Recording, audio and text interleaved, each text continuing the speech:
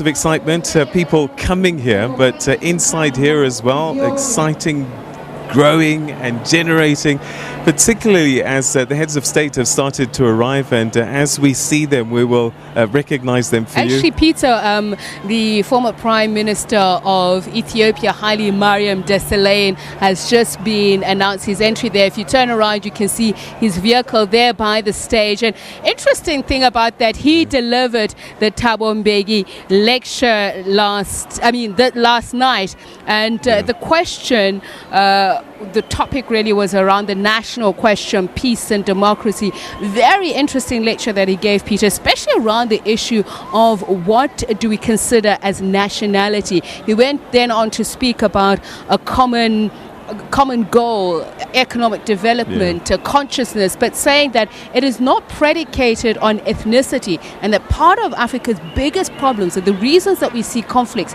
is because of that issue, that of dividing ourselves with an understanding of what nationhood is. Right. So very interesting. So that was his arrival yesterday. That was the speech that he delivered at the Thabo Mbeki lecture last night. Yes. All right. Okay. We're busy monitoring these scenes now. The heads of state are starting to arrive. We are literally just an hour and a half away from the formal part of the program. So a lot of these heads of state will be the first to sit in the VIP area to wish their colleague Cyril Ramaphosa well, the 5th president of South Africa, only the 4th to be inaugurated. You'll remember that Kgalema Motlanthe was sworn in as president, but never inaugurated. We now welcome His Excellency Mr. Jakaya.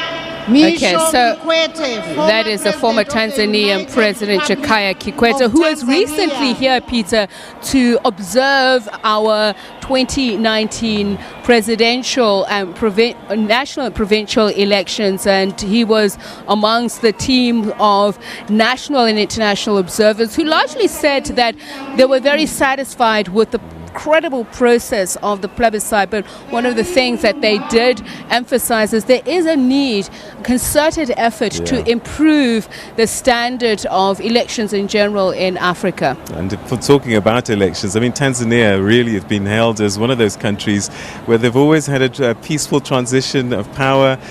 The heads of state there after Julius Nyerere all serving their terms and moving on. A model for democracy on the continent, certainly. And very Tanzania. Interesting, Peter, because President John Magufuli is also expected to be here, and his entry into the helm of power in Tanzania was criticized and lauded by some equally. Some saying, oh, for the first time we have a president that is very conscientious about spending the people's money, and now some are really critical about what they see as an aggressive style of governance.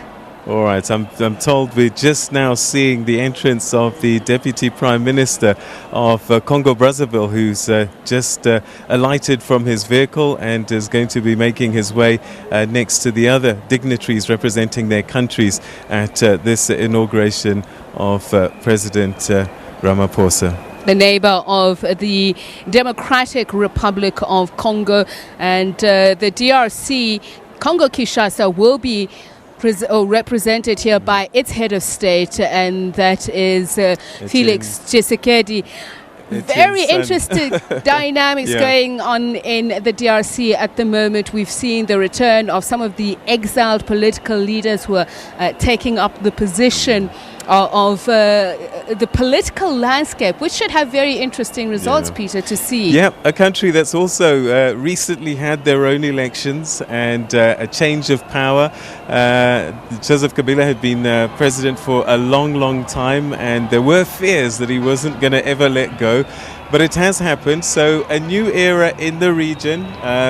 DRC getting a new president, and hopefully we'll be seeing him a little bit later on. As you said, we've just seen the Vice Prime Minister of neighboring Congo-Brazzaville. And obviously we have to remember that the peoples of Africa are interconnected in every which way that you want. I mean, if you just talk about the origin of a man, they say in South Africa here, we can trace some of our genealogy as far as the as the DRC. So very interesting. And of course, these leaders are leaders who are tasked with changing the fortunes of the African people. The least developed nations are to be found here on the African continent. 70% of that being the youth who are without jobs, who are without economic prospects. So all of these presidents here today to not only lend their support to President-elect Cyril Ramaphosa, but to be part of forging ahead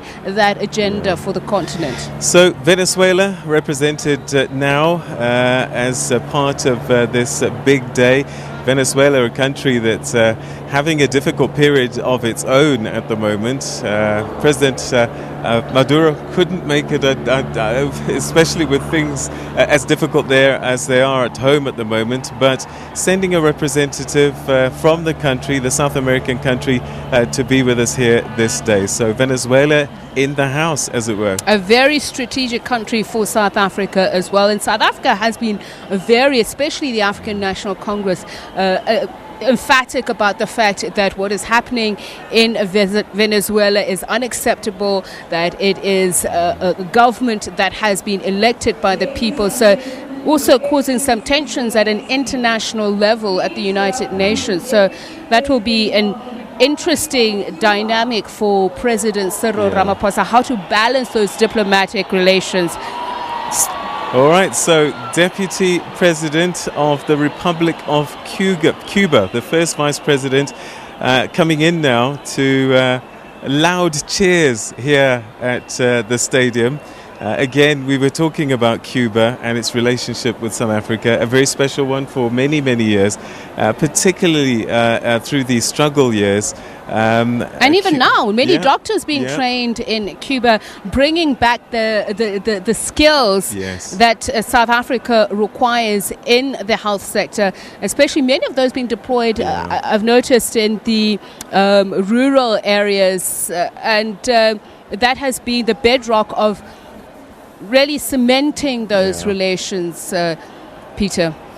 All right, so if you're just tuning in, we are at Loftus Versfeld Stadium in Pretoria, and this is the venue for the inauguration of President Cyril Ramaphosa. 32,000 people are going to be in the stadium by the time the official program begins, and 4,500 dignitaries and invited guests are on the invited list as well, and we're seeing some of those starting to arrive now, various countries as far afield as South America.